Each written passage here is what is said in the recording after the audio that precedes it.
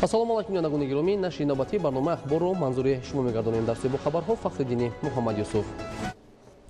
имрӯз раиси маҷлиси миллии маҷлиси олии ҷумҳурии Тоҷикистон муҳтарам Рустами Эмомалӣ бо сафири фавқулода ва мухтори Франция дар ҷумҳурии Тоҷикистон Мишел Таран мулоқот анҷом доданд. мулоқоти мазкур бо хоҳиши роҳбари корпуси дипломатии Франция дар кишвар сурат гирифт. дар ибтидои суҳбат раиси маҷлиси миллии маҷлиси олии ҷумҳурии Тоҷикистон муҳтарам Рустами Эмомалӣ сафири навтаини Францияро бо оғози фаъолияти намояндагӣ дар Тоҷикистон табрик гуфта, ба ӯ дар самти таҳкими муносибатҳои дуҷонибаи ду кишвар комёбиҳо таманно намуданд.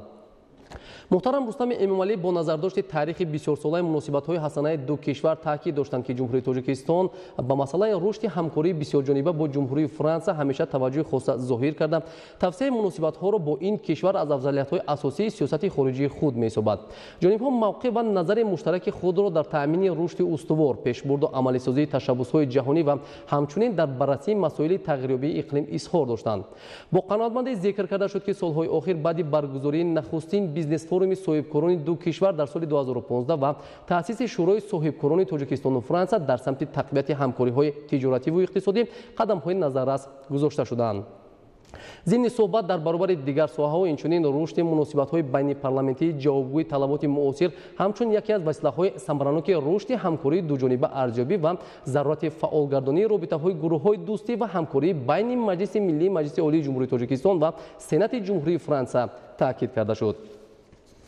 имрӯз ҳамчунин раиси маҷлиси миллии маҷлиси олии ҷумҳурии Тоҷикистон муҳтарам Рустами Эмомалӣ сафири фавқулода ва мухтори Федератсияи Россия дар ҷумҳурии Тоҷикистон Сергей Лякин Фроловро ба ҳузури ӯ ба ҳузур пазируфтанд. раиси маҷлиси миллии маҷлиси олии ҷумҳурии Тоҷикистон муҳтарам Рустами Эмомалӣ кӯшишу ҳавасмандии сафири фавқулода ва мухтори Федератсияи Россия дар кишварро дар тавсеяи ҳамкории байни парламентии байни Тоҷикистон ва Россия нек арзёбӣ карда, омодагии ҷониби Тоҷикистонро дар муайянсозии афзалиятҳои асосии рушди муносибатҳо ва ҳамкории дуҷониба бо Россия, ки шарики муҳими стратегии кишвар ба ҳисоб меравад, изҳор доштанд.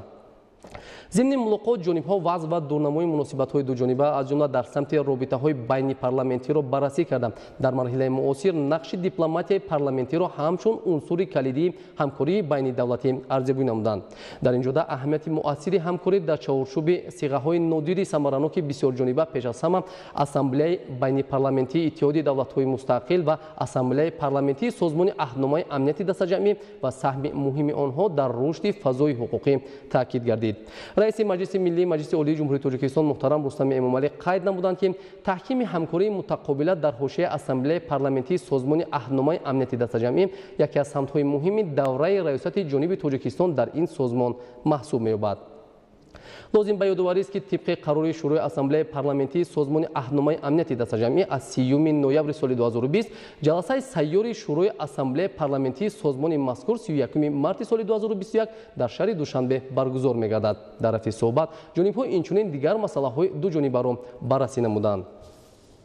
мавзӯи дигар: таърихи ҷашни наврӯз, ки аз қаҳри ҳазорсолаҳо сарчашма мегирад, бо сарнавишти пурпечуто вале пурифтихору ибратомӯзи халқи тоҷик робитаи ногусастанӣ дорад. мардуми фарҳангсолори тоҷик ин ҷашни бостониро аз гузаштагони худ ба мерос гирифта, онро дар суннату анъанаҳо, ҳунарҳои мардумӣ ва адабиёти хаттиву шифоҳӣ бисёр васеъ ва ба таври шоиста инъикос карданд.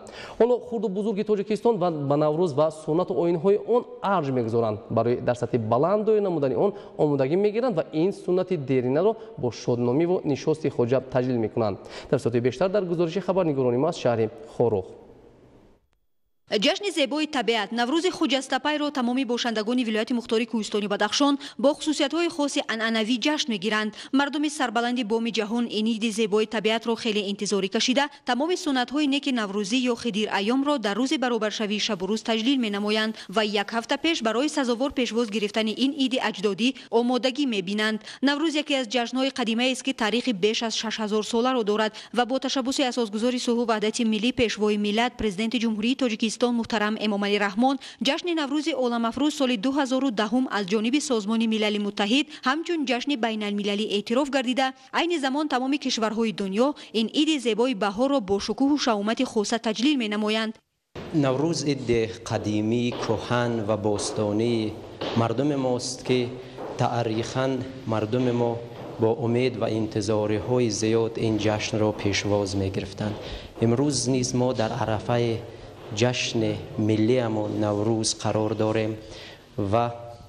با امید و آرزوهای نیک این عید را انتظاری میکشیم. ماهیت و فلسفه نوروز این است که طبیعت بیدار می شود، مردمان با آرزوهای نیک، با امیدهای نیک به آینده نظر می اندازند. خوشبخت از آن هستیم که امروزها در سطح کشورمان نوروز در بلندترین مقام تجلیل می گردد که این خدمت شایسته اساسگزار صلح و وحدت ملی پیشوای ملت محترم امام علی رحمان است که نوروز را از یک جشن کوچک یک مردم به یک جشن بزرگ بین المللی تبدیل داد. حالا نیز آمادگی‌ها به سزاوار پیشواز گرفتن جشن جهانی نوروز همایون فال در مرکز مأموری ولایت مختار کوهستان بدخشان شهر خروغ و ناحیه‌های ولایت اوج استوار دارد. علاقه مرکز مأموری ولایت شهر خروغ با نصب شعار و آویزه‌ها در نقطه‌های شهر فضای عیدانه را داشته، هر یک اداره و مؤسسه برای احترام گذاشتن به جشن بزرگ ملی از تمام امکانیت‌ها استفاده نموده ایستاده است.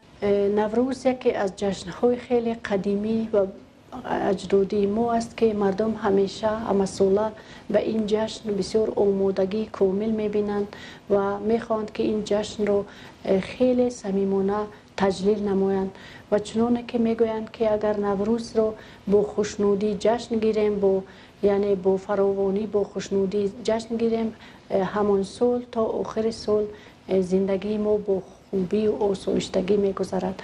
اگر گوییم که نوروز یک جشن است که جشن وحدتگرا است، خطا نمی‌کنیم، چون که در این جشن همه متحد می‌شوند، همه خویش و تبار اخ و همسایه ها با هم می‌پیوندند.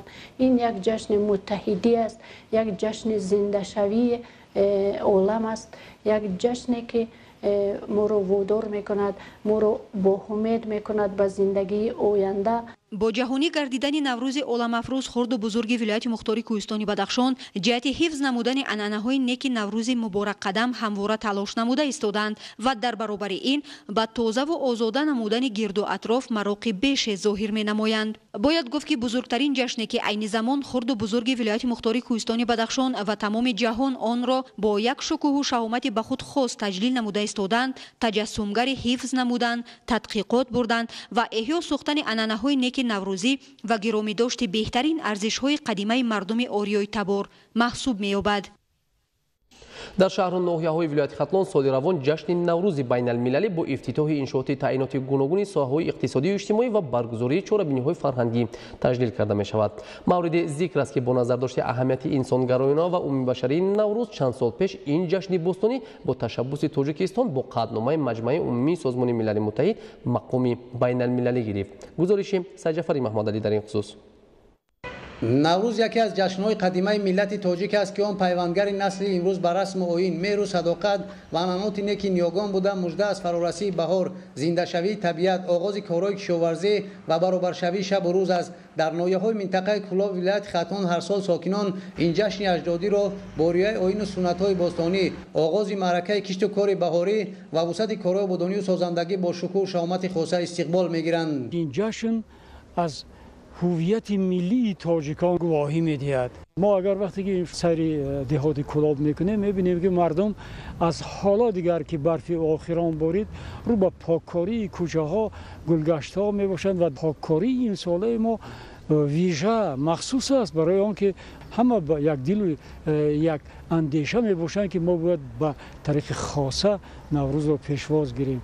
در دایره آمادگی‌ها به تجلیل جشن بین المللی نوروز امروز در ناحیه میر سعید علی حمدانی طبق نقشه چهاربینی مقامات اجرایی حکومت دولتی در همه دهات کارهای آبادانی و کبوترکنی و تازه آزاده نمودن محل با مرام ادامه داشته نزد هر یک تشکیلات و مؤسسه گلگشت‌ها، کوچه و محله‌ها و دهات ناحیه با شعار و آویزه‌ها و رمزهای نوروز زینت تازه کسب نموده است. ساکنان ناحیه امسال نیز اقدام گرفتند که جشن بین المللی نوروز را با افتتاح یک قطار انشاءات نوی تعییناتشان گوناگون، تشکیل چهاربینی‌های فرهنگی و احیای عنعنه‌های ملی تجلیل نمایند. در ناحیه‌های منطقه کلاب به خاطر پرشکوه و احساس بلند خویشتن‌شناسی استقبال گرفتن جشن نوروز در نزد هر یک مؤسسه، مرکز جماعت‌های شهرک و دهات چون نشان احیای طبیعت رمز جشن بین المللی نوروز گذاشته شده است. سال گذشته با تشبث پیشوای معظم ملت درباره یک درخت نوروزی درست کردن در کارخانه‌ها، در خانه‌ها، در گذرها یک چیزی نو است که در حقیقت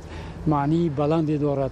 نشانه‌های زندگی از ابتدا تا امروز آمده در همین رمز بسیار واقعی و بسیار نظررس نشان داده شده‌اند. در نویه فرخور نیز ساکنان آمادگی‌ها را به تجلیل این جشن اجدادی وسعت بخشیده در همه جماعت‌های شهرک و دهات و تشکیلات مؤسسه شعار و آوازه‌های نوروزی نصب گردیده است. در نویه با رعایت آیین‌های این جشن باستانی از جمله تازه‌کاری و سبزگردانی محل زیست، احیای سنت‌های نکی نیاگان، تشکیل چهاربینی‌های فرهنگی و سیر و گشت عمومی ساکنان امسال نیز جشن نوروز پرشکوه و خاطرمان تجلیل کرده می‌شود.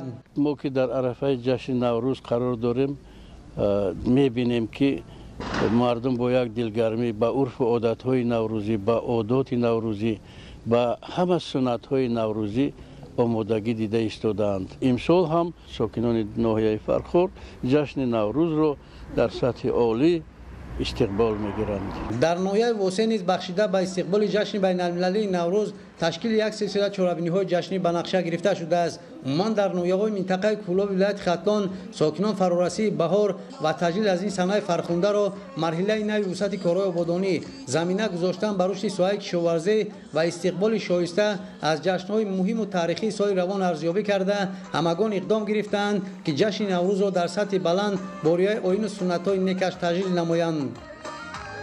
идомаи барномаи ахбор бино ба маълумоти расмии вазорати тандурустӣ ва ҳифзи иҷтимоӣ аҳолӣ аз 31 декабри соли 2020 то ба имрӯз дар ҷумҳурии тоҷикистон ягон ҳолати сироятёбӣ ба бемории COVID-19 ба қайд гирифта нашудааст. айни замон вазъи эпидемиологии мамлакат мӯътадил арзёбӣ мегардад. новоста аз натиҷаҳои бадастомада мутахассисони соҳаи тиб тавсия медиҳанд ки бояд аҳолӣ риояи қоидаҳои беҳдоштиро дар мадди аввал гузоранд. гузориши зулфия раҳимзода дар ин хусус. ҳукумати ҷумҳурии тоҷикистон аз рӯзҳои аввали ба қайдгирии бемории коронавирус дар мамлакат тамоми имкониятҳоро истифода намуда ҷиҳати саривақт ошкор намудани ҳолатҳои сироятёбӣ, пешгирии паҳншавӣ ва таъмин намудани беморхонаи муассисаҳои тиббию профилактикии шаҳру ноҳияҳо бо таҷҳизоти тиббии зарурӣ, доруворӣ ва маводҳои безараргардонӣ чораҳои қатъӣ ва мушаххасро шабонарӯзӣ амалӣ намуд. ин аст ки вазъи эпидемиологии мамлакат мӯътадил гардид ва таи 2 моҳу 18 шабонарӯз инҷониб ягон ҳолати сирояти коронавирус ба қайд гирифта нашудааст. хурсандиовар аст ки имрӯзҳо дар нуқтаҳои ташхиси рентгении муассисаҳои тиббӣ анбӯҳи одамон навбат намеистанд ва бино ба маълумоти расмӣ даъвати ёрии таъҷилӣ низ ба маротиб кам гардидааст. имрӯз вазорати тандурустӣ аз 31 декабр то ҳамин рӯз ягон намуд гирифтори бемории коронавирусро ба қайд нагирифтааст ва тамоми муассисаҳои ҷумҳурие ки пештар гирифторони бемории коронавирусро табобат мекарданд ори аз гирифторони бемории коронавирус ҳастанд. яъне ин муассисаҳо ҳоло ба фаъолияти муқаррарӣ баргаштанд. яъне ҳамон бемороне ки пештар табобат мекарданд ҳамонҳоро табобат карда истодаанд. дар баробари ин ҳамон ситодҳои вазорати тандурустӣ ва ҳифзи иҷтимоии аҳолии ҷумҳурии тоҷикистон яъне гардишҳои хонагӣ то ҳол идома дорад. новобаста аз он ки паҳншавии сирояти коронавирус дар мамлакат пешгирӣ карда шуд ва вазъи эпидемиологӣ мӯътадил гардид, аҳолӣ набояд нисбат ба солимии худ бепарвогӣ зоҳир намояд. аз он ки дар ҷумҳурии тоҷикистон бемории коронавирус нест, мо бояд беташвиш набошем, чунки ин беморӣ ҳоло ҳам дар баъзе аз нуқоти ҷаҳон бедодгарӣ мекунад. яъне ин маънои онро дорад ки ҳоло ҷомеаи ҷаҳонӣ яъне кураи замин инсоният аз ин беморӣ халосӣ пайдо накардааст ва мо бояд то замоне ки ин беморӣ аз тамоми дунё нест мешавад бояд ҳамон тавсияи табибон пӯшидани ниқоб, фосилаи иҷтимоӣ, шустани дастонро риоя кунем. амалинамоии тадбирҳои беҳдоштӣ аз масъулиятнокии ҳар нафар оид ба риояи қоидаҳои санитарӣ ва гигиенаи шахсӣ вобастагӣ дорад. тавсия медиҳем ки ҳама вақт омода бошем, ҳама вақт ҳамин талаботҳои санитарӣ гигиениро риоя намоем. аз ҷумла бахусус дар мавриди мана дар пеш ана наврӯзи байналмилалӣ қайд гирифта мешавад ва дар шаҳру ноҳияи ҷумҳурии тоҷикистон ин маъракаҳо гузаронида мешаванд. бароям тавсия медиҳем ки ҳар як шаҳрванд талаботҳои санитарии гигиениро риоя намояд, бахусус ба реҷаи ниқоб, фосилаи иҷтимоиро риоя кунанд ва гигиенаи шахсӣ, дастурро тез шӯяд ва бо маҳлулҳои антисептикӣ безарар намоянд. ҳар нафар бояд нисбат ба солимии худ ва наздикон фориғболӣ зоҳир накарда барои иҷрои қарорҳои ситоди ҷумҳуриявӣ оид ба пурзур намудани чораҳои зидди эпидемиявӣ барои пешгирӣ аз интиқолу паҳншавии бемории сирояти COVID-19 ва тавсияи табибон масъулият дошта бошад. Зульфия Раҳимзода, Баҳодури Қурбон, Сангинмуроди Иброҳим, Ахбор. мавзӯи дигар, истеҳсоли моҳӣ дар шаҳри Ваҳдат нисбат ба чанд соли қабл бештар гардида. Дар ин самт хоҷагидорон фаъолияти босамар доранд. ҳамзамон дар шаҳри Ваҳдат наздик ба 50 хоҷагии моҳипарварӣ фаъолият дошта, оянда боз 45 хоҷагӣ дар ин самт таъсис дода мешавад. таваҷҷӯҳ намоед. соҳаи моҳипарварӣ дар шаҳри Ваҳдат бахусус дар деҳоти Симиганҷ, Шӯянгарон, Абдулло Абдулвосиев ва Ромид бо истифода аз шароити имконоти мавҷуда рушд мекунад. Бо мақсади афзун намудани иқтидорҳои истеҳсолӣ дар ин самт соҳибкорон ба соҳаи моҳипарварӣ солҳои охир таваҷҷӯҳи бештар зоҳир намуда, бо дастгирии мақомоти иҷроии ҳокимияти давлатӣ даҳҳо ҳавзҳо барои парвариши зотҳои ба иқлими минтақа мутобиқ бунёд намудаанд. Танҳо дар 5 соли охир дар шаҳри Ваҳдат наздик ба 50 хоҷагии моҳипарварӣ таъсис ёфта, саршумори он тадриҷан зиёд карда мешавад. Дар ин мавзеъ ҳудуди ҷамоати деҳоти Абдулло Абдулвосиеви шаҳри Ваҳдат дар масоҳати 1 гектар ҳавзҳои замонавӣ барои парвариши моҳӣ бунёд гардидааст, ки соласол саршумори он зиёд карда мешавад. Парвариши гулмоҳӣ вобаста ба шароити имконоте, ки дар ин минтақа фароҳам аст, тибқи тавсияи мутахассисон судовару манфиатбахш арзёбӣ мегардад. Аз ин рӯ масъулони хоҷагиҳои моҳипарварӣ дар саргаҳи ташаккулёбии обҳои мусаффои чашмаи рудҳо ҳавзҳои замонавӣ бунёд намуда, фаъолияти хешро дар ин бахши хоҷагидорӣ васеъ ба роҳ мондаанд. дар шаҳри Ваҳдат тамоюли зиёдшавии ҳавзҳои моҳӣ ба назар мерасад. алалхусус дар ду тарафи ҷараёне ки дарои Кофаниён мегузарад, бисёр имкониятҳои хуби парвариши моҳӣ дорем.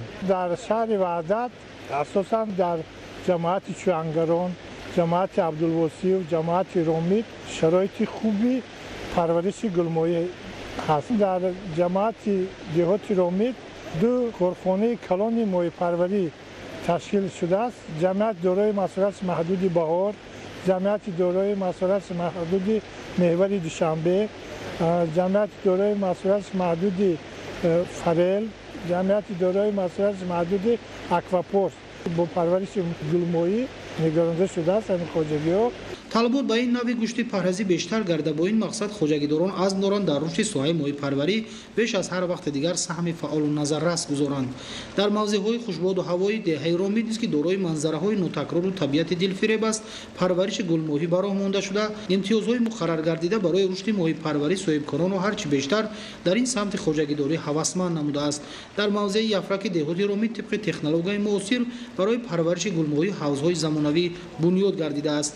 дар робита ба рушди минбаъдаи моҳипарварӣ дар шафати ҳавзҳо коргоҳҳои инкубаторӣ амал мекунанд, ки мутахассисон тариқи усулҳои муосир ва технологияи нави парвариш фаъолияти босамар доранд. тадбирҳои муассири андешида барои рушди соҳаи моҳипарварӣ имкон фароҳам овард. танҳо 2 соли охир истеҳсоли моҳӣ дар шаҳри Ваҳдат зиёда аз 70 тонаро ташкил намуда, бо бунёд ва истифода додани ҳавзҳои нав ба 200 тона расонида мешавад. бинандагони гиромӣ, бо дигар хабару гузоришҳои рӯз ҳамкорони мо шуморо дар нашрҳои минбаъда ошно месозанд. бо телевизиони Тоҷикистон бимонед.